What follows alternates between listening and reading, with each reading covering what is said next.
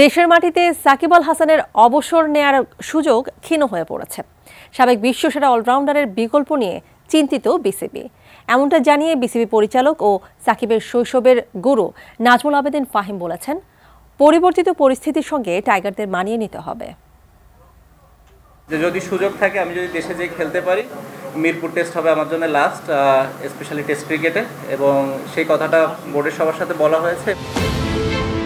সাকিব ঘরের মাঠে দক্ষিণ আফ্রিকার বিপক্ষে সিরিজ খেলে অবসর নেয়ার ইচ্ছা ব্যক্ত করেছেন মাত্র দিন কয়েক আগেই। তবে অবস্থা দৃষ্টে মনে হচ্ছে সাকিবের সেই ইচ্ছে অপূর্ণই থেকে যাবে। হত্যা মামলার আসামি করায় সাকিব দেশে আসবেন কিনা কিংবা এলেও খেলতে পারবেন কিনা সেটি অনিশ্চিত। সাকিবের শৈশবের গুরু ও বিসিবি পরিচালক নাজমুল আবেদিন ফাহিমেরও সাকিবকে নিয়ে সংশয় আছে।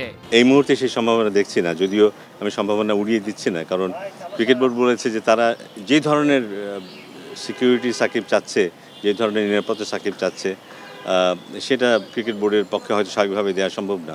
কিন্তু এখনো জানি সরকার হয়তো ভিন্নভাবে ভাবতেও পারে। 250-টিরও বেশি ডিজাইন অপশন নিয়ে ওয়ালটন স্মার্ট ফ্রিজ, বোঝে আপনার প্রয়োজন। সাকিব অবসর নিলে জাতীয় দলে তার বিকল্প কে হবেন সেটি নিয়ে আলোচনা আছে ক্রিকেট আঙ্গনে। তবে নাজমুল আবেদিন ফাহিম মনে করেন সাকিবের মতো অলরাউন্ডারের বিকল্প পাওয়া কঠিন। অসম্ভব তো বলবো না, বাট এটা মনে রাখতে হবে যে হি ইজ নাম্বার 1। বহু বছর ধরে পৃথিবীর সেরা খেলোয়াড়দের মধ্যে একজন। তো সেই রিপ্লেসমেন্টটা পাওয়াটা সহজ হবে না, এটি স্বাভাবিকই দেখতে হবে। হ্যাঁ, ডেফিনেটলি মিরাজ ভালো খেলছে, কিন্তু মিরাজ সেই জায়গাটায় যেতে পারবে কিনা, সেই দায়িত্বটা নিতে পারবে কিনা, সেই বোঝাটা বইতে পারবে কিনা, সেটা আমাদের অপেক্ষা করতে হবে জানার জন্য, দেখার জন্য।